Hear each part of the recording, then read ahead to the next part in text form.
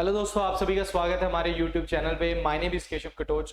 जैसे कि आप जानते हैं कि हाई कोर्ट जो हिमाचल प्रदेश के उसकी जो क्लरिकल की पोस्ट निकली है उसकी लास्ट डेट जो है वो अक्टूबर 14 है। और आई होप आप सभी बच्चों ने वो एग्जाम भर दिया होगा अभी तक और तैयारी भी अपनी शुरू कर दी होगी।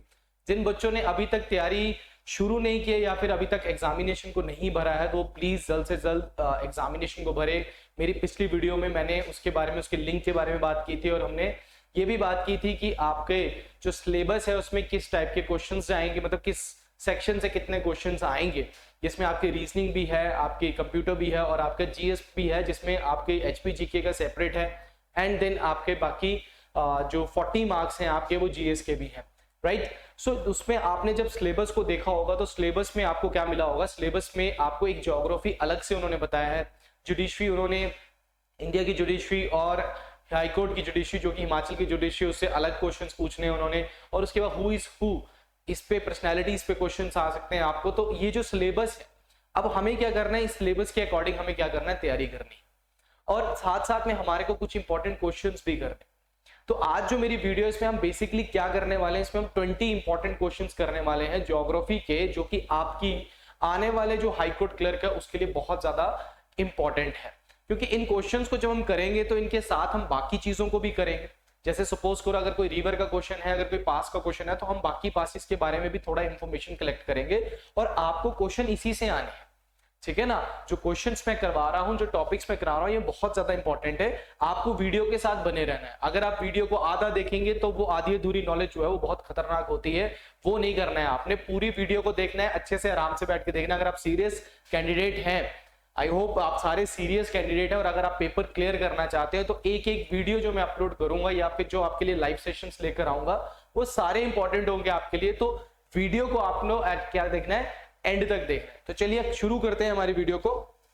देखो सबसे पहला जो क्वेश्चन है, ये क्वेश्चन जो पूछा गया है, ये क्वेश्चन पूछा गया है regarding the what is the number of states in India sharing A international border, मतलब कितनी स्टेट्स हैं हमारे इंडिया में जिनके साथ इंटरनेशनल बॉर्डर जो है वो लगता है। अब ये क्वेश्चन जो है ये बेसिक क्वेश्चन है। कुछ बच्चे क्या करते हैं, वो ज्योग्राफी को बड़ी बड़ी बुक्स में पढ़ लेते हैं, कोई भी बहुत सारी बुक्स हैं मार्केट में अवेलेबल उनसे पढ़ते हैं, बट बेसिक चीज नहीं करते हैं जो कि क्या है, मैथ बोल दिया मैंने, मैप्स आपने जो है वो नहीं करते हैं बच्चे। जैसे अगर इंडिया का मैप अगर आपने अच्छे से नहीं किया तो इंडिया के मैप से ही आपको कई क्वेश्चन आते हैं, इस तरीके के क्वेश्चन आपको आ जाते हैं। सो कितनी लगती होंगी आप सोचो, 10, 13, 15 या फिर 16 लगते होंगे। अब इस क्वेश्चन को करने के लिए हम थोड़े आगे जाएंगे, इंडिया के मैप की तरफ जाएंगे। अगर आप इंडिया के मैप को देखते हैं तो आपको यहाँ पे हमारे जो पड़ोसी देश है वो कौन कौन से, एक अफगानिस्तान है। देखो अफगानिस्तान क्यों ले रहे हैं हम, क्योंकि हम ये मानते हैं कि ये सारा एरिया हमारा है, तो अफगानिस्तान को भी एक तरीके से हम क्या बोलते हैं कि हमारे साथ इसका बॉर्डर लगता है। देन पाकिस्तान के साथ हमारी कौन कौन सी स्टेट लगती है, देखो गुजरात लगती है, राजस्थान लगती है, पंजाब लगती है और 2 यूटीज लगती है, जम्मू एंड कश्मीर और लद्दाख। बट अगर आप अफगानिस्तान की बात करोगे तो अफगानिस्तान के साथ सिर्फ लद्दाख लगे, ठीक है ना। और चाइना की बात करेंगे तो लद्दाख, हिमाचल प्रदेश, उत्तराखंड और सिक्किम एंड अरुणाचल प्रदेश। तो ये आपकी स्टेट्स चाइना के साथ लगती है। नेपाल के साथ उत्तराखंड, उत्तर प्रदेश, बिहार एंड सिक्किम एंड वेस्ट बंगाल। बच्चे वेस्ट बंगाल को भूल जाते, वेस्ट बंगाल को भूल जाते हैं क्योंकि वेस्ट बंगाल को है ये छोटा सा यहाँ लगता है, बच्चे को लगता है यहाँ तक है, बट ये यहाँ तक, ये जो दार्जिलिंग वाला एरिया है इसका, यहाँ ये टच करता है भूटान के साथ भी और ये नेपाल के साथ भी टच करता है।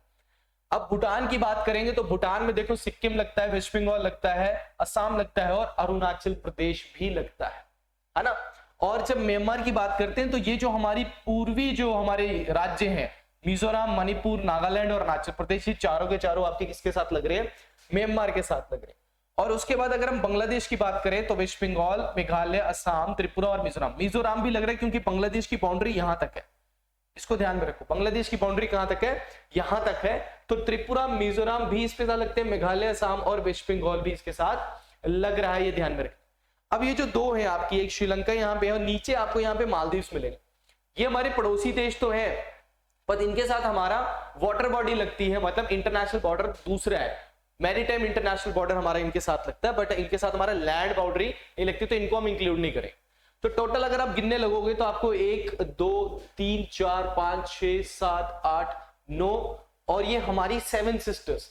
जब आपसे पूछा जाता है कि हमारी 7 सिस्टर कौन सी है, तो कभी भी सिक्किम को उसमें इंक्लूड मत करो, सिक्किम उससे अलग है और ये 7 सिस्टर यहाँ आएंगी, मेघालय, असम, अरुणाचल प्रदेश, नागालैंड, मणिपुर एंड मिजोरम। तो आपका जो ये वाला क्वेश्चन है इसका आंसर क्या होगा, आपका 16 इसका क्या होगा आंसर होगा। ठीक है, अब कई आप नेट पे कभी सर्च करोगे तो वहां पे 17 भी दिया होगा, बट ध्यान में रखना है कि 17 वो तो दिया हुआ क्योंकि उन्होंने 2019 से पहले का डाटा दिया। अभी अगर आप देखोगे तो इंडिया में कितनी स्टेट्स आएंगी, आपको 28 स्टेट्स आपको इंडिया में आएंगी और 8 यूनियन टेरिटरीज आपको इंडिया में मिलेगी। कई बच्चों को इसी में कंफ्यूजन है। जब जम्मू एंड कश्मीर को डाइफोर्केट करके हमने जम्मू कश्मीर और लद्दाख बना दिया, तो उस टाइम पे हमारी यूटी 9 यूटीज हो गई थी। और उसके बाद 2020 में Dadra Nagar Haveli and Daman and Diu को क्या कर दिया गया, इनको इन्होंने इकट्ठा कर दिया। ये दोनों अलग थी, इनको इकट्ठा कर दिया, तो तभी हमारी यूटीज कितनी आ गई, 8 यूनियन टेरिटरीज आ गई। आई होप यहां तक आपको क्लियर हो गया होगा। अब यहां से कुछ और क्वेश्चंस को भी करने की कोशिश करते हैं। आपको पता होगा कि ट्रॉपिक ऑफ कैंसर जो है वो इंडिया के सेंटर से गुजरता है, यस और नो, है ना। आपका ट्रॉपिक ऑफ कैंसर जो है, ट्रॉपिक ऑफ कैंसर जो है ये इंडिया के सेंटर से गुजरता है कि नहीं गुजरता। अब ये कितनी स्टेट से गुजरता है, ये 8 स्टेट से गुजरता है। कितनी स्टेट से गुजरता है, 8 स्टेट से गुजरता है। यहां से हम करने की कोशिश करते हैं, गुजरात, राजस्थान, मध्य प्रदेश, छत्तीसगढ़, झारखंड, वेस्ट बंगाल, त्रिपुरा एंड मिजोरम। ये आपकी 8 स्टेट से गुजरता है। कभी कभी बच्चे राजस्थान को भूल जाते, थोड़ा सा टच करता है राजस्थान के साथ। और ये चीज हमारी कैसे होगी, ये चीज हमारी होगी अगर हम मैप वर्क को बहुत अच्छे से कर रहे हैं। अगर हम इंडिया का स्टैंडर्ड मेरिडियन निकालते हैं, ठीक है ना, ये लाइंस ऊपर नीचे हो सकती हैं, इसको एक्यूरेसी के साथ नहीं खींच रहा, तो इंडिया का जो स्टैंडर्ड टाइम है या स्टैंडर्ड मेरिडियन है वो कितना हमारा 82.5 डिग्री ईच से गुजरता है। और कहां से गुजरता है ये गुजरता है हमारा इलाहाबाद, जिसको आप प्रयागराज भी बोलते हैं। आप इलाहाबाद को क्या बोलते हैं हम, प्रयागराज। प्रयागराज में भी कहां से, दैट इज मिर्जापुर। प्रयागराज में भी कहां से, मिर्जापुर से ये गुजरता है। तो ये आपको यहां से क्वेश्चन आपका यहां से हो जाएगा। तो इस तरीके के क्वेश्चंस की किसके बारे, आपको ये जरूरी नहीं है, आपको और भी क्वेश्चन पूछे जा सकते हैं कि बांग्लादेश के साथ बताओ जी कौन कौन सी स्टेट लगती है, पाकिस्तान के साथ कौन सी लगती है, चाइना के साथ कौन सी लगती है। और एचपी में भी आपसे कभी भी पूछा था कि कौन सी इंटरनेशनल बाउंड्री है हमारी, किस देश के साथ लगती है, तो चाइना के साथ हमारी यहाँ पे लगती है। फिर आपसे ये पूछा जाता है कौन कौन सी स्टेट का बॉर्डर जो है वो हमारे साथ लगता है, तो यहाँ पे देखो लद्दाख लगता है हमारे साथ, जम्मू एंड कश्मीर लगता है, पंजाब, हरियाणा, यूपी और आपके उत्तराखंड जो है वो हिमाचल के साथ लगता है। तो ये मैप वर्क के साथ ही आपका क्वेश्चन होगा। अगर आप मैप वर्क नहीं करेंगे तो आपको इस तरीके के क्वेश्चन आपसे नहीं होंगे। ठीक है, तो आई होप यहां से आपको क्लियर हो गया होगा, राइट। चलिए नेक्स्ट क्वेश्चन की ओर बढ़ते हैं। नेक्स्ट क्वेश्चन पूछे, which passes make way to the land route between the Kailash and Mansarovar Yatra. आपने कैलाश और मानसरोवर यात्रा के बारे में तो सुना होगा।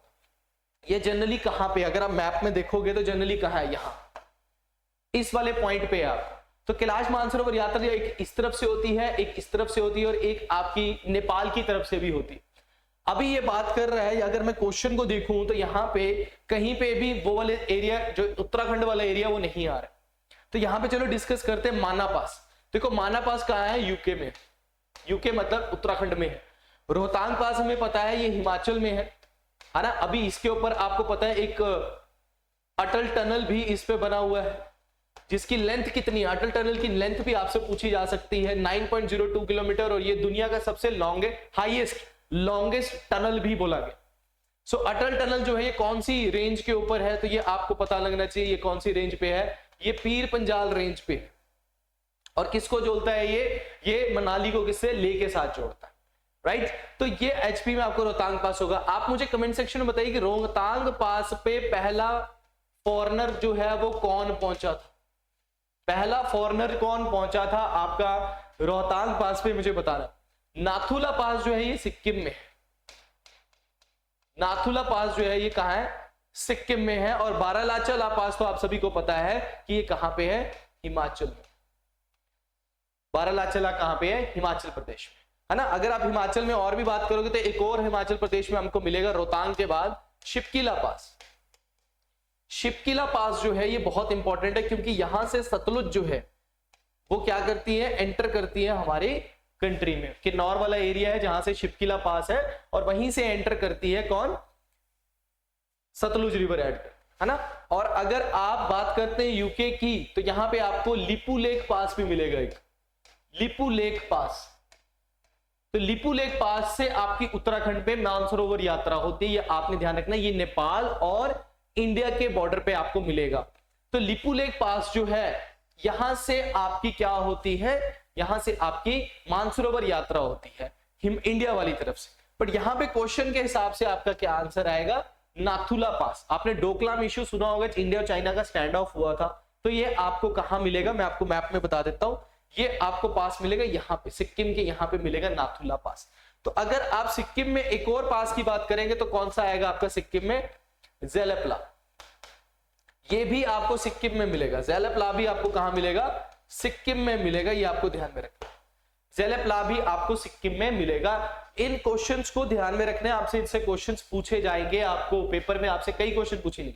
यूके में हम एक और करेंगे, एक और आपको उत्तराखंड में मिलता है जिसको हम बोलते हैं नीतिरा पास या नीति पास भी आप बोल सकते हैं।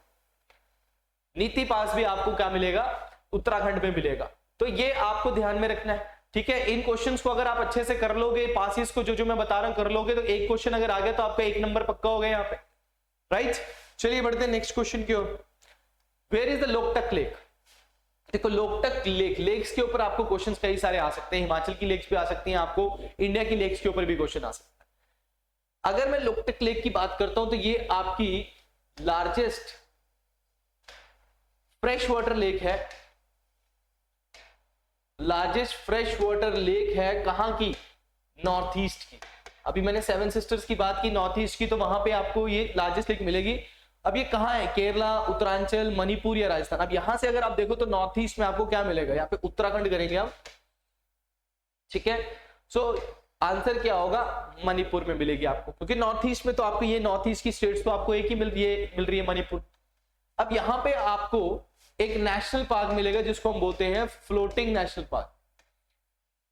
क्या बोलते हैं हम इसको, फ्लोटिंग नेशनल पार्क बोलते हैं। और ये वर्ल्ड का सबसे बड़ा फ्लोटिंग नेशनल पार्क है जिसका नाम क्या है, कायबुल लैमजो नेशनल पार्क। कायबुल लैमजो नेशनल पार्क जो है ये एक फ्लोटिंग नेशनल पार्क है, उसी के पास आपको लोकटक लेक मिलेगी। लोकटक लेक को आपने कंफ्यूज नहीं करना है, एक लोनर लेक भी है। बच्चे इसके साथ क्या हो जाते हैं, कंफ्यूज हो जाते हैं कि लोनर लेक और लोकटक लेक में कंफ्यूज हो जाते हैं। लोनर लेक आपकी महाराष्ट्र में, इसको हम एक तरीके से क्रेटर लेक भी बोलते हैं। क्या बोलते हैं हम इसको, क्रेटर लेक भी हम इसको क्या कहते हैं, बोलते हैं। तो ये आपने ध्यान में रखना है। अब अगर मैं आपसे पूछूं कि इंडिया की लार्जेस्ट लेक कौन सी है, अगर इंडिया की लार्जेस्ट लेक की बात करते हैं तो इंडिया की लार्जेस्ट लेक कौन सी है, चिलिका लेक,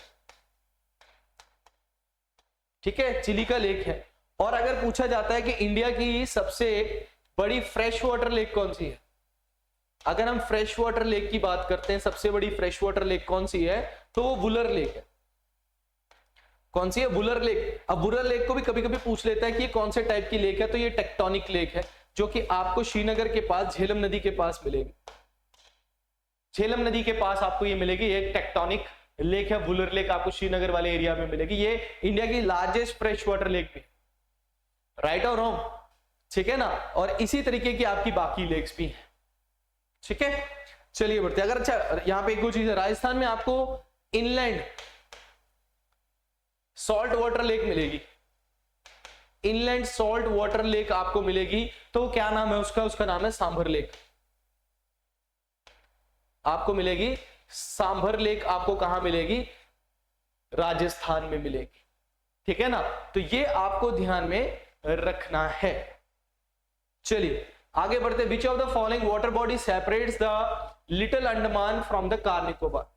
अगर आप मेरी कल वाली वीडियो देखोगे जिसमें हमने एनटी के पेपर को सॉल्व किया है, जिसमें हमने 2018 के नायब तहसीलदार के ज्योग्राफी के क्वेश्चंस किए हैं, उसमें अगर आप देखोगे तो वहां पे मैंने ऑटोमेटिकली इसको एक्सप्लेन किया है कि कार निकोबार और लिटिल अंडमान के बीच में क्या है। उस टाइम में मैंने बोला भी था कि इस तरीके के क्वेश्चन भी आपको पूछे जा सकते हैं, डायरेक्ट सीधा नहीं पूछेगा कि अंडमान और निकोबार के बीच में क्या। सो 11 degree channel, gulf of Mannar, 10 degree channel या अंडमान सी। सो इसका आंसर जो होगा दैट इज 10 डिग्री चैनल। अभी हम गल्फ ऑफ मन्नार और अंडमान सी भी देख लेंगे। चलिए बढ़ते हैं, इसको एक्सप्लेन कैसे करना है इसको देखते हैं। ये है हमारा अंडमान निकोबार का मैप। अब देखो इसको बड़े अच्छे तरीके से मैं बता रहा हूं कि कल को आपको यहां से क्वेश्चन आ सकता है और आपका क्वेश्चन छूटना नहीं चाहिए, इसको बार बार नहीं पढ़ेंगे हम। सबसे पहले देखो ये अंडमान है और ये आपका निकोबार है। सो अंडमान और निकोबार को एक चैनल डिवाइड करता है जिसको हम क्या बोलते हैं, 10 डिग्री चैनल। अगर आपसे सिंपल क्वेश्चन पूछ लिया उसने कि अंडमान निकोबार को कौन सा चैनल डिवाइड करता है, तो आपको 10 डिग्री चैनल अच्छे से पता होगा। बट कभी कभी क्या करता है वो छोटे इन आइलैंड्स के नाम ले लेता है। जैसे कि सबसे पहले आप देख रहे हो यहाँ पे north Andaman, middle Andaman and south Andaman. किसी भी चीज को आप देखोगे नॉर्थ साउथ तो उसके बीच में होगा मिडल, तो पहले तो आपने इसको नॉर्थ मिडल और साउथ में डिवाइड कर लिया। फिर इन्होंने अपने एक बच्चे को बाहर निकाल दिया, भाई लिटिल अंडमान। लिटिल अंडमान अलग है, अलग रहता है अपने घर से। तो आप देखो साउथ अंडमान और लिटिल अंडमान के बीच में एक पैसेज है जिसको हम क्या बोलते हैं, मैं यहां लिख देता हूं, डंकन पैसेज। डंकन पैसेज जो है it is between the south Andaman and little Andaman. और यहां देखो ये कोको चैनल लिखा हुआ है। कोको चैनल किसके बीच में है, म्यांमार और नॉर्थ अंडमान के बीच में।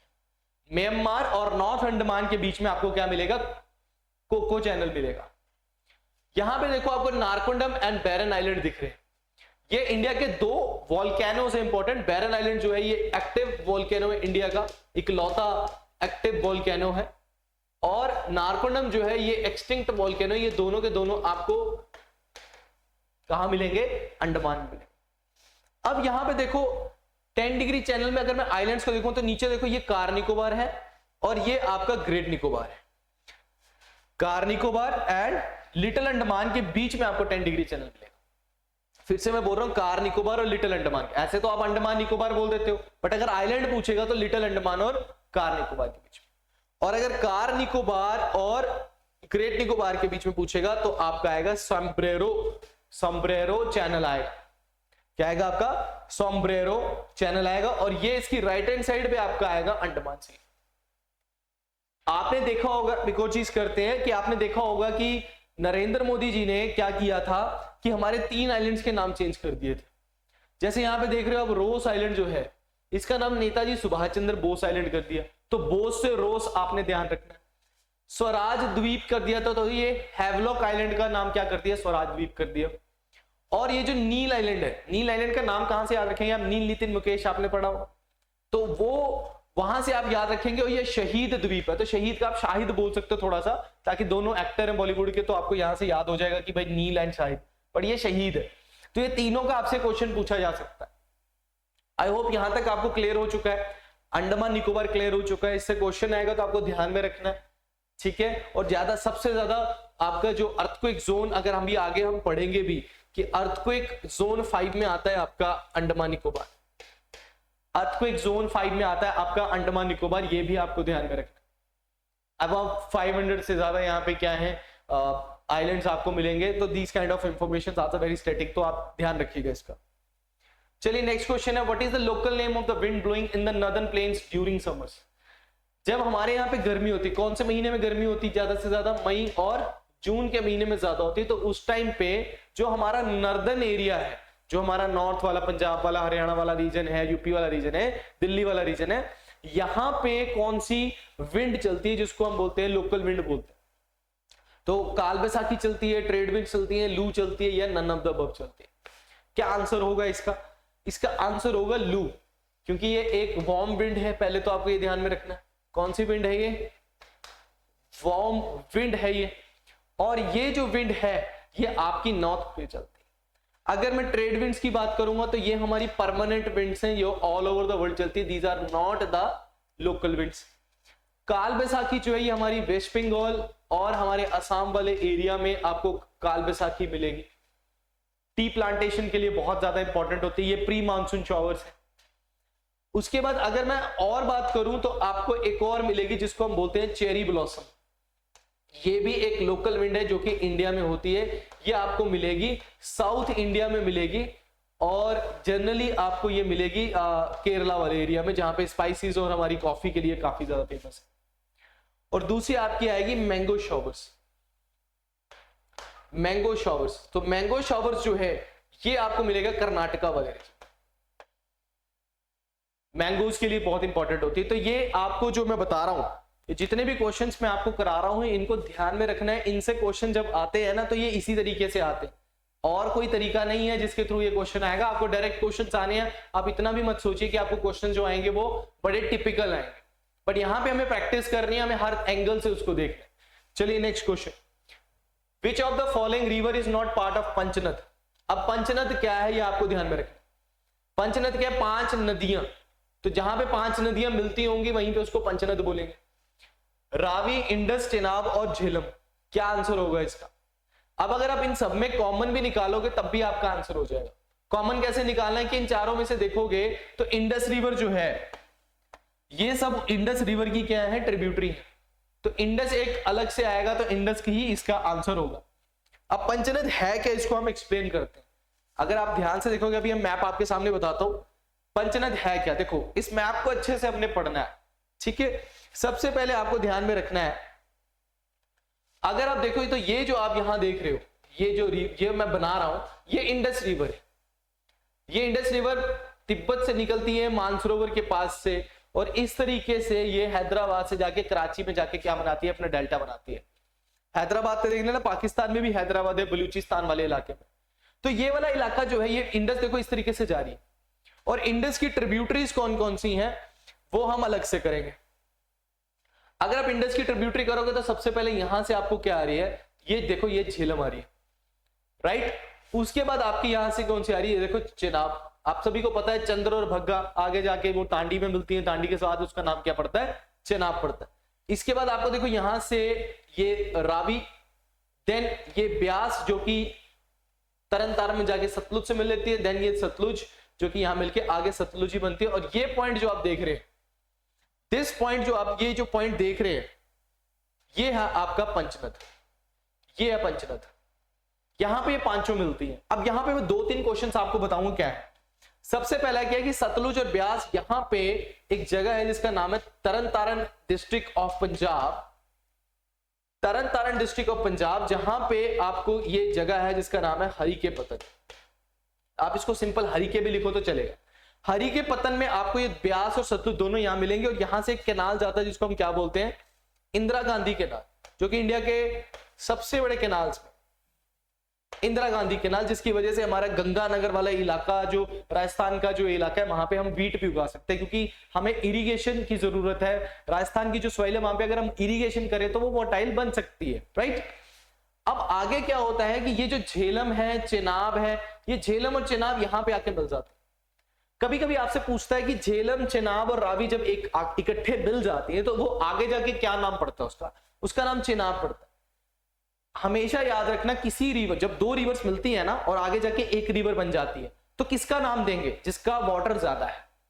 आपने अलकनंदा के टाइम पे देखा होगा, आपने विष्णु प्रयाग पढ़ा होगा, आपने नंद प्रयाग पढ़ा होगा, आपने देव प्रयाग पढ़ा होगा, जिस वाटर का अलकनंदा चलती रहती है ना। विष्णु प्रयाग के साथ आपने देखा होगा आपने, तो वो इकट्ठे जब मिलती है तो आगे अलकनंदा ही चलती है। क्यों? क्योंकि अलकनंदा का वाटर फ्लो ज्यादा।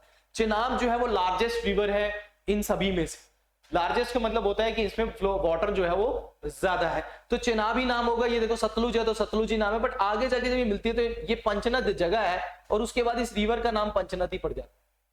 और पंचनद ही जब पड़ जाता है तो ये जो इंडस में जाके मिलती है, तो इंडस में कहां जाके, पाकिस्तान में कहां मिलती है? That is Mithankot. आपसे कई बार क्वेश्चन पूछा जाता है, भाई मुझे बताओ कि पाकिस्तान में इंडस में 5 नदियां कहां मिलती है? तो मिठानकोट में मिलती है। इंडस में मिठानकोट में मिलती है, बट ये 5 नदियां पाकिस्तान में कहां मिलती हैं? तो वो पंचनद है। ध्यान से सुनना, ये 5 नदियां कहां मिलती हैं? पंचनद जगह पे मिलती हैं। और इंडस में कहां मिलती है? That is Mithankot. पठानकोट मत लिख देना, इट इज मिठानकोट, ये पाकिस्तान। सो आई होप यहां से आपको क्लियर हो चुका है सारा, है ना। यहां से आपको क्लियर हो गया होगा कि पंचनद क्या है। जब हम रिवर्स पढ़ेंगे इंडिया की तब और ज्यादा अच्छे से इसको एक्सप्लेन किया जाएगा। Okay, next, which of the following coast where is gulf of Mannar is located. अभी गल्फ ऑफ मन्नार मैंने आपको बताया था, मैं आगे आपको बताऊंगा। देखो अगर आप इंडिया की बात करते हो, इस तरीके से मैं इंडिया का मैप बना देता हूं, ठीक है। सो इंडिया में अगर आप गल्फ देखोगे तो आपको एक गल्फ यहां मिलेगी जिसको आप बोलते हो गल्फ ऑफ कच्छ, ठीक है। ये आपने मैप में देखा होगा, गल्फ ऑफ कच्छ। और ये वाला जो इलाका है, ये वाला, इसको बोलते हैं गल्फ ऑफ खंबाट। यहां पे आपकी नर्मदा, आपकी तापी और आपकी साबरमती, ये रिवर्स यहां पे आके अपना पानी जो है वो समुद्र में मिलाती है। और एक आपको यहां मिलेगी, दिस इज और श्रीलंका, ठीक है, ये आपके श्रीलंका है। तो यहां पे आपको ये देखो, ये राम सेतु टाइप, आप बोलोगे राम सेतु है, तो राम सेतु है तो इसको क्या बोलते हैं, एडम्स ब्रिज बोलते हैं। क्या बोलते हैं इसको, एडम्स ब्रिज बोलते हैं। यहां पे आपको मिलेगा gulf of Mannar, gulf of Mannar, यहां आपको मिलेगा गल्फ ऑफ मन्नार। ठीक है, यहां पे अगर मैं इसको इस तरीके से बनाऊं तो ये आपका इस तरीके, तो यहां आपको गल्फ ऑफ मन्नार मिल रहा है, ये आपका इस तरीके। यहां पे आपको मिलता है पाक स्ट्रेट। पाक स्ट्रेट क्या है, it is the straight between the India and Sri Lanka, और यहां पे आपको मिलेगी पाक बे, यहां पे आपको मिलेगी पाक बे। तो ध्यान में रखना है कि पाक स्ट्रेट, पाक बे और गल्फ ऑफ मन्नार, पाक स्ट्रेट, पाक बे और गल्फ ऑफ मन्नार, इसका सीक्वेंस ध्यान में रखना, पेपर में इससे सीक्वेंस से भी क्वेश्चन आया। ठीक है, ध्यान में रखना, पाक स्ट्रेट, पाक बे और मन्नार, ये क्वेश्चन आ सकता है। सीएपीएफ के असिस्टेंट कमांडेंट के पेपर में इस तरीके का क्वेश्चन पूछ चुके हैं, तो आपसे भी पूछ सकते हैं। तैयारी कम नहीं करनी है कि सिर्फ 2-3 क्वेश्चन ऐसे देख लीजिए, 2-3 ही आते हैं तो वो 2-3 बहुत इंपॉर्टेंट हो जाएंगे आपके लिए। तो अच्छे से आपकी तैयारी करा रहा हूं, तो ध्यान से करना, ठीक है, पूरी वीडियो देखनी है, इसमें एक एक चीज करेंगे। आपको गल्फ ऑफ मन्नार में एशिया का सबसे बड़ा मेरीन बायोस्फीयर रिजर्व भी मिलेगा, मेरीन बायोस्फीयर रिजर्व, ये आपको एशिया का सबसे बड़ा मेरीन बायोस्फीयर रिजर्व जो है, ये आपको कहां मिलेगा, that is in gulf of Mannar में मिलेगा। तो ये भी आपने लिख लिया, नोट डाउन करते रहना, ठीक है। तो यहां पे आंसर क्या होगा, which of the following coast where the gulf of Mannar is located. तो ये कोस्ट किसके साथ लगता है, देखो ये वाला एरिया किसका है, तमिलनाडु का, तो आंसर क्या होगा आपका तमिलनाडु। क्लियर हो गया सभी को। चलिए नेक्स्ट क्वेश्चन है, which of the following region is famous for the endangered ridley turtles. इसको एक्चुअल में क्या बोलते हैं हम, ऑलिव रेडली टर्टल्स। अच्छा एक फनी क्वेश्चन ही आपसे पूछ रहा हूं, मुझे बताइए टर्टल में और टोर्टोइज में क्या फर्क होता है। आपने सुना होगा, टोर्टोइज भी सुना होगा आपने, टर्टल भी सुना होगा, तो मुझे बताओ कि यार फर्क क्या होता है इन दोनों में, कमेंट सेक्शन में बता दो। बड़ा मतलब ठीक है, जनरल सा क्वेश्चन है, बट आप बता दो। जैसे अभी आपने देखा होगा चीता जो है हमने, है ना, वो हमने चीता जो है वो कूनो नेशनल पार्क में हमने नबीबिया से मंगाए, और हमने कूनो नेशनल पार्क जो एमपी में है वहां पे इनको डिपोर्ट किया, क्योंकि 1952 में चीता जो है वो बिल्कुल एक्सटिंक्ट हो गए थे हमारे देश से, है ना। तो चीता, कई लोगों को ये नहीं पता कि चीता और लेपर्ड अलग होता है। तो आप मुझे बताओ, चीता और लेपर्ड को अगर आपके सामने आ जाते हैं तो आप चीता और लेपर्ड को कैसे बताओगे, यार ये चीता है ये लेपर्ड है। प्लीज ये मत बोलना कि उन दोनों की रेस करवा के देखेंगे कि कौन तेज भागता है, क्योंकि चीता तेज भागता, तो रेस तो नहीं करवा पाओगे, दूर से देखोगे, है ना।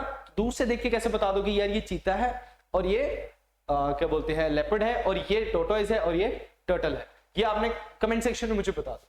तो देखो ऑलिव रेडली टर्टल्स जो है ना, ये साल में एक बार इंडिया में आते हैं। ये जनरली आपको क्या मिलेंगे, ये आपको मिलेंगे warm waters of Indian ocean, Indian ocean के कोस्ट पे मिलते हैं। ये आपको पैसिफिक ओशियन में भी आपको मिलते हैं, जैसे मैक्सिको वाला एरिया जो है ना, वहां पे आपको ये मिलते हैं। सो ऑलिव रेडली टर्टल्स इंडिया में भी आते हैं। तो कहां आते हैं, गहीर माथा में आते हैं, सागर मत्था में आते हैं, लक्षद्वीप आइलैंड्स में आते हैं, Andaman and Nicobar group of islands में आते हैं। कहां आते हैं, तो इसका सही आंसर जो है दैट इज गहीर माथा। गहीर माथा कहां पे आपका, it is in the Orissa, and Gahirmatha wildlife sanctuary is also part of Bhitarkanika national park. Bhitarkanika wildlife sanctuary का ही ये पार्ट। तो आपसे पूछा जा सकता है कि गहीर माथा कहां है या भीतरकानिका आ सकता, तो दोनों सेम आपका आएगा। तो जहां पे आपको ऑलिव रेडली, इनका ऑलिव कलर होता है इसलिए ऑलिव रेडली टर्टल्स इनको बोलते हैं। तो ये अपनी नेस्टिंग करते हैं, जब ये नेस्टिंग करते हैं तो उस टाइम पे वो एरिया बिल्कुल ब्लॉक कर दिया जाता है, ताकि इंडेंजर्ड है, खत्म ना हो जाए, और इसकी तस्करी भी होती है, तो इसलिए एक तरीके से इसको रोका भी जाता है। ठीक है, चलिए next question, which of the following, one second, या नेक्स्ट क्वेश्चन मिस हो गया था। Among the following city, which one lies on the longitude closer to that of Delhi? अगर आपको longitude नहीं पता तो आपको पता है, ये आपके longitude हो गए, इस तरीके के होते हैं longitude, और ये क्या होते हैं आपके latitude। आप मुझे कमेंट सेक्शन में बताओ टोटल latitudes कितने होते हैं, अक्षांतर कितने होते हैं, कितने होते हैं अक्षांतर, आप मुझे बताओ। 180 होते हैं, 181 होते हैं, 182 होते हैं, या आपके 179 होते हैं। जल्दी मुझे कमेंट सेक्शन में आपने बता देना, कमेंट करना है आपने। मैंने देखा मेरी वीडियोस पे कई बच्चे कमेंट्स करते हैं, बहुत अच्छा लगता है मेरे को कि यार वो रिप्लाई दे रहे हैं उस चीज का, मतलब वो वीडियो को अच्छे से देख रहे हैं। तो आपने मुझे बताना 180, 181, 182, 179 लैटिट्यूड्स की बात कर रहा हूं मैं, ये पैरेलल लाइंस की बात कर रहा हूं, ठीक है ना। सो अब मुझे बताओ कि ये लॉन्गिट्यूड पूछ रहा है, तो अब देखो लॉन्गिट्यूड के लिए आपको इंडिया का मैप बनाना पड़ेगा, ठीक है ना। तो ये है हमारा प्यारा भारत, मैंने कोशिश की है पूरी बनाने की। तो यहाँ पे आपका दिल्ली आता है, तो उसने बोला कि दिल्ली के लॉन्गिट्यूड पे कौन सा आपका, मुझे बता रहा है, ये पूछ रहा है कि दिल्ली के लॉन्गिट्यूड पे ही कौन सा सिटी आ रही है, बेंगलुरु आ रही है, हैदराबाद आ रही है, नागपुर आ रही है, पुणे। अब ये क्वेश्चन कैसे होगा, ये क्वेश्चन कैसे होगा, ये क्वेश्चन होगा मैप से। जिसने मैप देखा है, जिसने सिटी देखी, जिसको पता है कि हमारे ये कोई छोटे सिटीज नहीं है, ये बड़ी सिटी है, ये सारी आपको बड़ी सिटीज मिलेंगी। तो आपको यहाँ पे पता लग जाएगा कि यहाँ पे कौन से, जैसे हैदराबाद यहाँ है, पुणे यहाँ है ना, यहाँ पे हैदराबाद हो जाएगा, यहाँ पुणे हो जाएगा।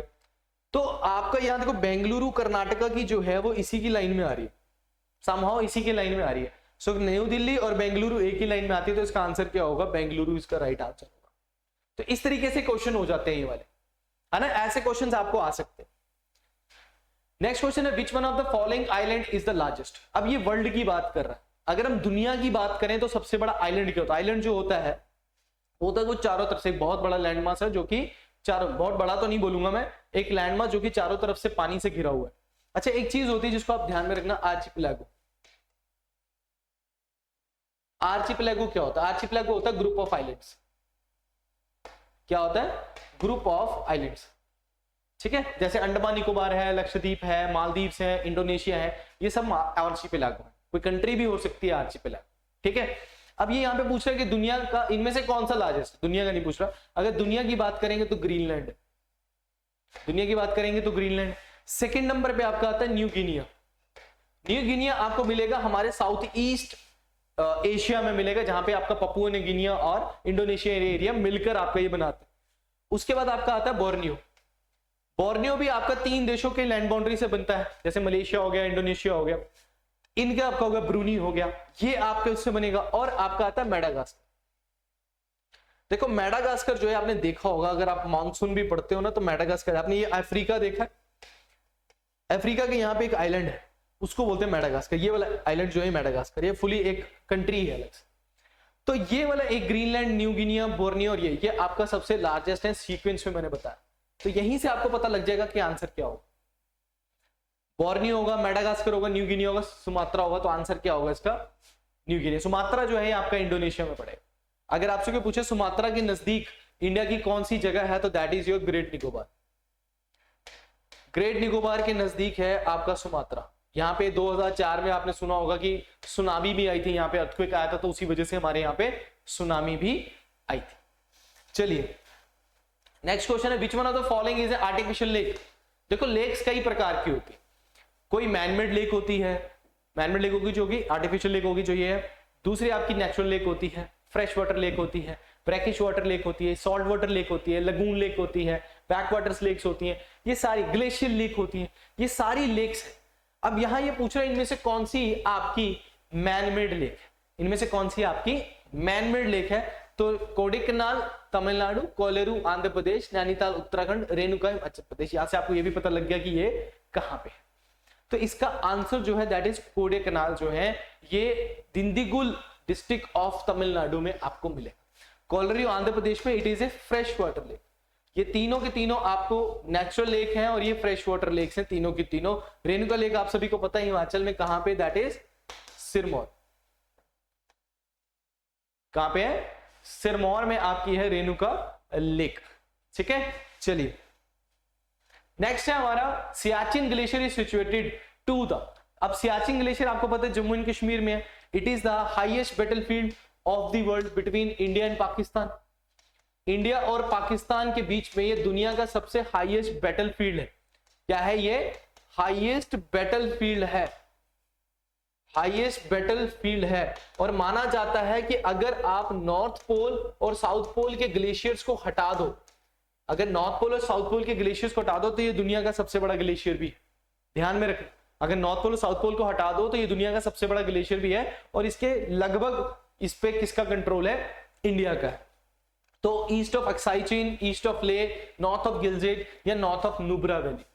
तो आपको इतना तो पता है कि नुब्रा वैली में क्या है आपका सियाचिन ग्लेशियर। तो आंसर यहां से क्या होगा, डी। अब यहां से मैं आपको मैप के थ्रू कुछ एक्सप्लेन करना चाहता हूं। देखो ये मैप आपके लिए सामने है। अगर आप इंडिया के ये जो जम्मू एंड कश्मीर और लद्दाख के रीजन को देखोगे तो जहां मैंने ब्लू कलर और ये ग्रीन और ऑरेंज किया हुआ है, ये जो रीजन है ये एक्चुअल इंडिया की यहां टेरिटरी है। ठीक है, हमारा ये पूरा है, बट अगर ऑफिशियली देखा जाए तो हमारे पास इतना ही है।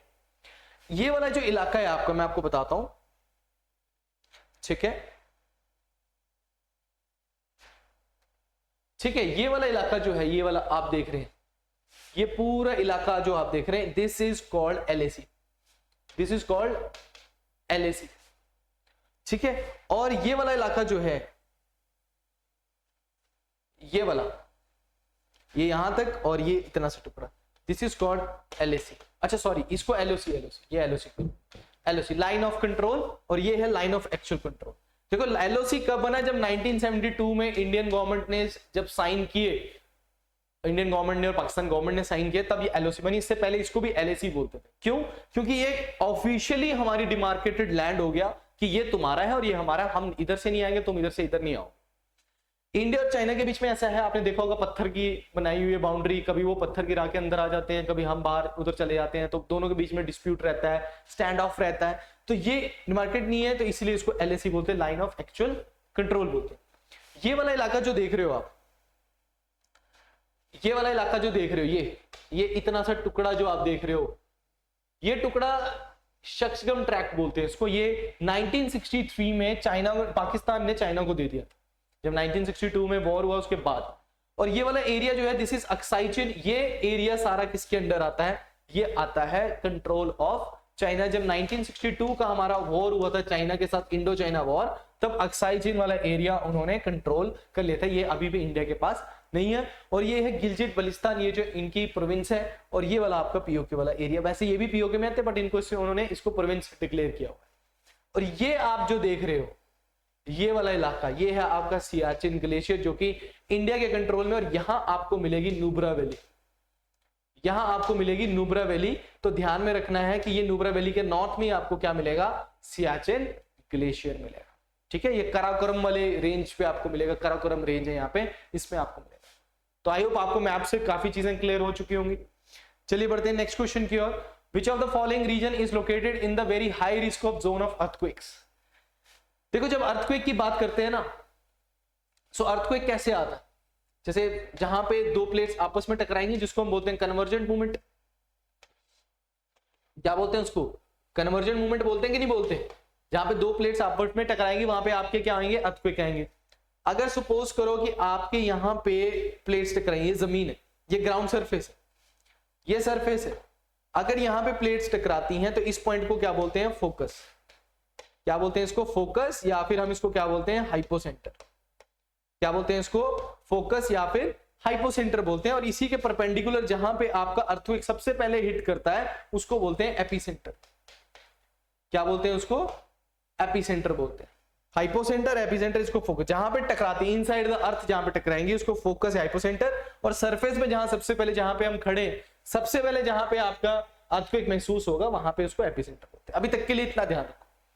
अब अगर इंडिया में बात करें तो इंडिया में अर्थक्वेक जोन्स भी हैं, और वो जोन्स कौन डिसाइड करता है, ब्यूरो ऑफ इंडिया स्टैंडर्ड्स। कौन डिसाइड करता है, ब्यूरो ऑफ इंडिया स्टैंडर्ड्स। और हमारे जोन कितने हैं, 4 जोन है, 5, 4, 3 और 2। कई बच्चों को लगता है कि 5 है तो हमारे 5 जोन है, नहीं। एक हमने जोन 1 में किसी को नहीं रखा हुआ, क्योंकि हमारे देश में कोई भी ऐसी जगह नहीं जहां पे ऐसा बोल सकते कोई सिस्मिक एक्टिविटी ना हो। तो 4 हमारे क्या है, अर्थक्वेक जोन। तो आपको ये 5 और 4 को ध्यान से पढ़ना है, 5 और 4 को, क्योंकि इसी से क्वेश्चन आता है आपका। अब यहाँ पे Indian desert, Himalayan region, coastal region, central Indian island. तो देखा आपने, देखा होगा हिमालयन रीजन में देखो 2 प्लेट्स टकराती हैं, यूरेशिया और हिमालयन प्लेट, जो इंडियन प्लेट है वो आपस में टकरा रही है। तो हिमालयन रीजन में सबसे ज्यादा आपको क्या मिलेंगे, very high risk of earthquake मिलेगा।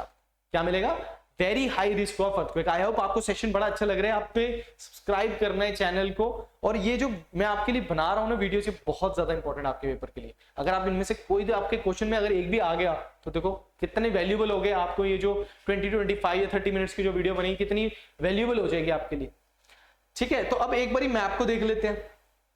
अब ये है अर्थक्वेक जोन्स का मैप। हमारी कंट्री का जो रेडिश कलर आप देख रहे हो, जहां पे डार्क रेड कलर है, डार्क रेड कलर जो है, यहां पे आप देखोगे तो यहां पे आपको क्लियर हो जाएगा कि भाई ये वाले रीजन कौन से, देखो उत्तराखंड का स्मॉल एरिया आता है, थोड़ा सा हिमाचल प्रदेश का कांगड़ा वाला एरिया आता है, जम्मू एंड कश्मीर वाला एरिया आता है, गल्फ ऑफ कच्छ वाला एरिया, महाराष्ट्र में वेस्टर्न घाट वाला एरिया, और ये अंडमान निकोबार, नॉर्थ बिहार, एंड ये पूरा नॉर्थ ईस्ट जो हमारा है, ये नॉर्थ बिहार में, ये एलाइड में क्वेश्चन था, एलाइड में ये क्वेश्चन आ चुका है कि इनमें से कौन सा जोन 5 में आता है, तो उसमें नॉर्थ बिहार था और बच्चों ने नहीं लगाया था, नॉर्थ बिहार भी इसमें आता। और उसके बाद अगर आप दिल्ली की बात करते हैं, चंडीगढ़ की बात करते हैं, तो दिल्ली और चंडीगढ़ जो है ये जोन 4 में आते हैं, जोन 4 में दिल्ली और चंडीगढ़ जो है आते हैं। और उसके बाद हिमाचल के एरिया, यूपी, और ये उत्तराखंड का एरिया, जम्मू एंड कश्मीर, और गुजरात का ये गल्फ ऑफ कच्छ वाला एरिया, और ये बाकी एरिया जो है ये आपके जोन 4 में आते हैं, मतलब ये नियर बाय। जो कम रेडिश है वो आपका जोन 4 है, और जो डार्क रेडिश है वो आपका जोन 5। तो ये आपको ध्यान में रखना है, पेपर में आपको जोन 4 और 5 से आता है, वो मैप के थ्रू आपको समझ में आएगा और किसी और के थ्रू समझ नहीं आएगा। चलिए नेक्स्ट क्वेश्चन है, which among the following matches of peaks with their corresponding ranges. अब ये क्या दिया है कि इंपॉर्टेंट रेंजेस है, इस तरीके का क्वेश्चन आपको नहीं आएगा, बट इस क्वेश्चन से आपका क्वेश्चन बनता है, इसलिए मैंने ये क्वेश्चन आपका ऐड किया। अब इन्होंने बताया कि जब हमारे देश में आपने कई पीक्स देखी होंगी, आपने अरावलीज को देखा होगा, है ना, अरावली रेंज राजस्थान में, फिर आपने विंध्या देखा होगा, है ना, फिर आपने सतपुरा भी देखा है, सतपुरा देखा है, फिर हमने नीलगिरी, नीलगिरी है, अन्नामलाई है, कार्डमोम है, कार्डमोम सबसे नीचे है ना, कार्डमोम सबसे नीचे। अगर मैं यहां पे अगर इस तरीके से मैप बनाता हूं तो यहां पे आपका अरावली आएगा, देन विंध्या, ये अरावली, विंध्या, सतपुरा, नीलगिरी, अन्नामलाई एंड आपका कार्डमोम। आपसे अगर सीक्वेंस भी पूछता तो आपको ध्यान में रखना चाहिए नॉर्थ टू साउथ, है ना। तो यहाँ पे पूछ रहा है किसकी यहाँ पे रॉन्ग है, मतलब करेक्ट, सारी करेक्ट पूछ रहा है यहाँ पे, तो करेक्ट बतानी की कौन सी, तो करेक्ट कौन सी है, गुरु शिखर अरावली की बिल्कुल सही है, डोडा बेटा नीलगिरी की बिल्कुल सही है, अनाईमुड़ी, अनाईमुड़ी जो है ये साउथ इंडिया की सबसे हाईएस्ट पीक है, साउथ इंडिया की सबसे हाईएस्ट पीक है, और वेस्टर्न घाट की भी हाईएस्ट पीक। अगर आपसे वेस्टर्न घाट की हाईएस्ट पीक पूछता है तब भी अनाईमुड़ी है, और अगर आपसे साउथ इंडिया की पूछता है तब भी हाईएस्ट पीक अनाईमुड़ी है, और ये आपको अन्नामलाई रीजन में मिलेगी, अन्नामलाई हिल्स में मिलेगी। धूपगढ़ सतपुरा की ये भी सही है, तो मतलब 1 2 3 4 चारों की चारों जो है वो इसमें सही है। तो ये आपको ध्यान में रखना, इस तरीके के क्वेश्चंस आपसे पूछे जाएंगे, ठीक है। चलिए नेक्स्ट है, which of the following is known as the golden quadrilateral. देखो गोल्डन क्वाड्रिलेटर की जब बात करते हैं ना, तो सबसे पहले ध्यान में, क्वाड्रिलेटर तो आपको पता ही है। अब देखो ये किससे रिलेटेड है, ये रेलवे से रिलेटेड है, नेशनल हाईवे से रिलेटेड है, एयर रूट से रिलेटेड या गोल्डन ट्रेडिंग वे से रिलेटेड। देखो 1999 में अटल बिहारी वाजपेयी हमारे क्या थे, प्राइम मिनिस्टर। अटल बिहारी वाजपेयी हमारे क्या थे, प्राइम मिनिस्टर। उन्होंने एक प्रोजेक्ट स्टार्ट किया था, और इस प्रोजेक्ट को कौन संभालता है, NHAI संभालती, national highway authority of India इसको संभालती।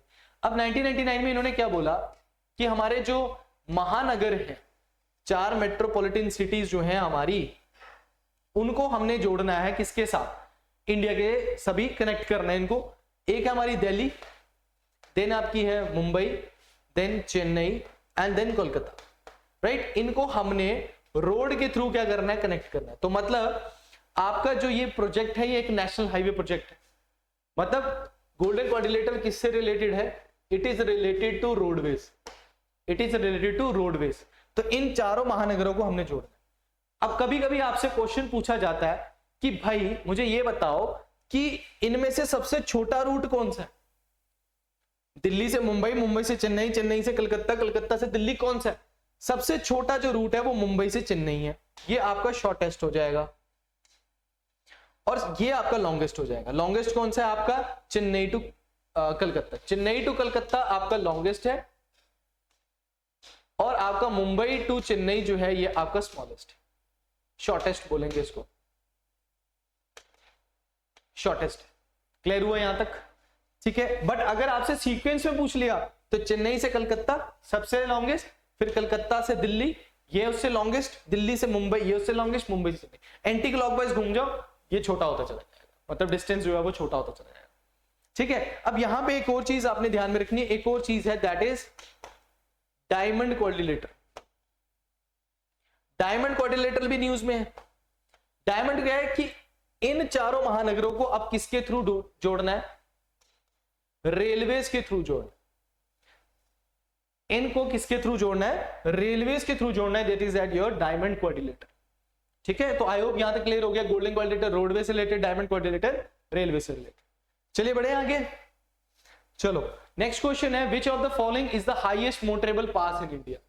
ये क्वेश्चन डालने का सबसे बड़ा मतलब कि करंट में है और अब हमारा हाईएस्ट मोटरेबल रोड, देखो यहाँ पे आपने देखा होगा खरदुंगला, बुर्जिल पास, उमलिंग पास। बुर्जिल पास कहाँ है?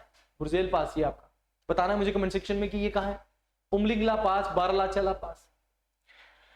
पहले क्या था आपका? खरदुंगला जो था ना, ये हाईएस्ट मोटरेबल पास था, बट हमारे जो डिफेंस मिनिस्टर इन्होंने इनॉग्रेट किया, हमारा हाईएस्ट अब जो मोटरेबल पास है वो कौन सा है? उमलिंगला पास। तो ये आपका करेक्ट आंसर होगा। ये डायरेक्ट क्वेश्चन है, मैंने तभी डाला क्योंकि कल को अगर पेपर में आ जाता है तो आपका ये मिस ना हो। तो उमलिंगला जो है it is the highest motorable road in India, ये आपको ध्यान में रखना, ये लद्दाख वाले area. Next question, the language related to Kerala. अब देखो लैंग्वेज से आपसे कभी कभी सिंपल क्वेश्चन पूछ लेते हैं और बच्चों को नहीं पता होता कौन सी लैंग्वेज कहां बोली जाती है, खासकर साउथ वाला जो रीजन है ना, इनमें हमें पता नहीं होता। जैसे कन्नड़ है, कन्नड़ मतलब कर्नाटक, कर्नाटका में बोली जाती है कन्नड़। तेलुगु बोली जाती है आपकी तेलंगाना एंड आपके आंध्र प्रदेश में। मलयालम बोली जाती है केरला में। कोंकणी बोली जाती है आपकी Goa and some parts of your Maharashtra. Some parts of Maharashtra में भी आपकी बोली जाती है। वैसे महाराष्ट्र में आपकी मैक्सिमम क्या बोली जाती है? मराठी। देन आपको पता है पंजाब में पंजाबी है ना, जम्मू कश्मीर में डोगरी, आपके उड़ीसा वाला एरिया में वहां पे संथाली, मैथिली है ना, और आपका उड़ीसा में उड़िया। तो ये आपको ध्यान में रखना है, इस तरीके के क्वेश्चन भी आपसे पूछे जा सकते हैं। नेक्स्ट है, which of the following is correct descending order of the percentage composition of permanent gases atmosphere. जब हम एटमॉस्फेयर को पढ़ते हैं तो एटमॉस्फेयर हमारा कई चीजों से बना हुआ है। गैसेस से बना है, वाटर वेपर से बना है, पर्टिकुलेट मैटर से मतलब डस्ट पार्टिकल से बना है। उसमें जब हम गैसेस की बात करते हैं तो गैसेस जो है हमारी कुछ मेजर गैसेस, जैसे कि हमारी नाइट्रोजन, नाइट्रोजन सबसे ज्यादा मिलती है 78%। उसके बाद ऑक्सीजन जो कि मिलती है 21%। उसके बाद है आर्गन जो मिलती है हमें 0.94%। उसके बाद हमारी है CO2 मिलती है हमें 0.03%। कई जगह पे इसको 0.04% भी लिखा हुआ है, ठीक है, that is also okay because carbon dioxide का कंसेंट्रेशन जो है वो बढ़ रहा है। इसके ये मेजर गैसेस, इनको जनरली वैसे CO2 को भी मेजर गैस में लेते हैं, इन तीनों को लेते हैं, बट फिर भी मैं कर रहा हूं चारों को इंक्लूड कर रहा हूं। अब इसके बाद कौन सी आती है? नियोन है, हीलियम है, हाइड्रोजन है। ये आपकी लाइटर गैसेस भी हैं, और जैसे आपको नाइट्रोजन को बोला जाता है हैवीएस्ट गैस है। सबसे लाइटर गैस में कौन सी आती है? आपकी हाइड्रोजन। कभी भी हीलियम को मत लिखना, हीलियम को कभी भी हमने लाइटर गैस में नहीं लिखना है। इसको ध्यान में रखना है हमने कि हीलियम जो है वो हमारी लाइटर गैस नहीं, अगर बलून्स में जरूर यूज होती है, बट ये हमारी लाइटर गैस नहीं है। इसको ध्यान में रखना है कि ये हमारी क्या है? हाइड्रोजन जो है हमारी ये लाइटर गैस है, और नाइट्रोजन हमारी हैवीएस्ट गैस है। अब यहाँ पे अगर आपने सीक्वेंस को देख लिया है तो सीक्वेंस में देखो यहाँ पे कौन से? Argon, carbon dioxide, neon, helium, carbon dioxide, argon, neon, helium, carbon dioxide, argon, helium, neon, argon, carbon dioxide, helium, neon. तो सबसे पहले तो देखो आर्गन आएगा और कार्बन डाइऑक्साइड आएगा, ये तो हमें पता है, वहां पे सीक्वेंस से पता है क्योंकि हमें ऑक्सीजन और नाइट्रोजन तो इसमें है ही नहीं। और नियोन और हीलियम आपको यहां से देख के पता लग गया होगा, तो ए इज द राइट आंसर आपको पता, ठीक है ना, ये बाकी नहीं होगा। अब आर्गन की बात करते हैं तो आर्गन जो है it is a noble gas. Argon is a noble gas, ठीक है ना। नोबल गैस का मतलब होता है ये किसी के साथ भी रिएक्ट नहीं करती है, ठीक है। जैसे आपके बल्ब होते हैं, बल्ब के अंदर आपको आर्गन मिलेगी, ठीक है ना। तो आपको ध्यान में रखना है कि argon is the abundant noble gas on earth. कभी कभी आपसे पूछता है which is the abundant noble gas on earth, तो वो आपका आर्गन। जब आपने इतनी चीज समझ ली ना, तो क्वेश्चन घुमा के भी आ जाए ना, तो समझ के साथ किया आपने तो आराम से क्वेश्चन हो जाएगा आपका। नेक्स्ट क्वेश्चन है which of the following is the upper most layer of the atmosphere. ये तो बहुत ही सिंपल क्वेश्चन है, आई होप मैक्सिमम बच्चों को इसका पता होगा, क्योंकि आपने जब पढ़ते हो तो उसको आपने पढ़ा होगा ट्रोपोस्फेयर, सबसे लोअर लेयर ऑफ एटमॉस्फेयर, वायुमंडल की सबसे नीचे वाले। उसके बाद आपको आता है स्ट्रेटोस्फेयर, है ना, स्ट्रेटोस्फेयर, मीसोस्फेयर, सबसे ठंडी मीसोस्फेयर, थर्मोस्फेयर। अब थर्मोस्फेयर भी जो है ना, ये दो पार्ट्स में बटी, मैं यहां लिख देता हूं। पहली लगी आपकी आइनोस्फेयर और दूसरी आपकी है एक्सोस्फेयर। तो सबसे ऊपर कौन सी हुई? एक्सोस्फेयर हुई। यहां ऑप्शन में देखो एक्सोस्फेयर, आइनोस्फेयर, स्ट्रेटोस्फेयर, मीसोस्फेयर। ये क्या पूछ रहा है? Upper most. अपर मोस्ट पूछ रहा है, लोअर मोस्ट पूछता तो ट्रोपोस्फेयर, अपर मोस्ट पूछ रहा है तो आंसर क्या होगा? एक्सोस्फीयर यहाँ पे आंसर, लोअर मोस्ट में आपका ट्रोपोस्फीयर, ठीक है ना। और ओजोन किस में मिलती है हमारे को, स्ट्रेटोस्फीयर में मिलती है ओजोन। और लाइफ आपको कहां मिलेगी, यहां मिलेगी। सबसे कोल्डेस्ट कौन सी है, ये। बस थोड़ा थोड़ा बता रहा हूं आपको इसके बारे में, जब हम प्रॉपर सेशन करेंगे तब आपको क्लियरली पता लग जाएगा। नेक्स्ट है ट्रॉपिकल साइक्लोन, ये लास्ट क्वेश्चन है हमारा आज का। Tropical cyclone in Chinese sea is known as, देखो इंडिया वाले एरिया में या फिर ट्रॉपिकल एरिया जो होते हैं, ट्रॉपिक ऑफ कैंसर से ट्रॉपिक ऑफ कैप्रिकॉर्न के बीच का, जो कर्क और मकर रेखा के बीच का जो एरिया होता है उसको बोलते हैं ट्रॉपिकल एरिया। वहां पे जो साइक्लोन आएंगे उनको क्या बोलेंगे, ट्रॉपिकल साइक्लोन आएंगे। अब क्या होता है कि डिफरेंट डिफरेंट रीजन में हमने साइक्लोन्स के अलग अलग नाम दिए। जैसे अगर मैं बात करूंगा नॉर्थ अमेरिका या फिर कैरिबियन सी या फिर अटलांटिक ओशियन, मतलब ये सी में ही आते हैं ना, तो ये आपको क्या बोलेंगे, इनको हरिकेन, ठीक है ना। और अगर मैं बोलूं इंडियन ओशियन, तो इंडियन ओशियन में क्या कहते हैं, इसको सिंपल साइक्लोन बोलते हैं। अगर मैं बोलूं ऑस्ट्रेलिया में क्या बोलते हैं, तो ऑस्ट्रेलिया में इसको बोलते हैं विली विली। क्या बोलते हैं ऑस्ट्रेलिया में, विली विली। और अगर मैं बात करूं साउथ चाइना सी, या कोई भी चाइना सी आप नाम ले सकते हैं, साउथ चाइना सी या फिर चाइना या फिर आपके जापान, इन सभी एरियाज में इसको क्या बोलते हैं, टाइफून। क्या बोलते हैं, टाइफून बोलते हैं। तो आई होप यहां तक आपको यहां से पता लग गया होगा कि क्या आंसर होगा यहाँ पे, C is the right answer, typhoon बोलते हैं, है ना। उसने पूछा चाइनीज सी में क्या बोलेंगे, चाइनीज सी का मतलब है चाहे ईस्ट चाइना सी है या फिर साउथ चाइना सी है, ये दोनों सी में आपका नाम क्या आएगा, दैट इज योर टाइफून।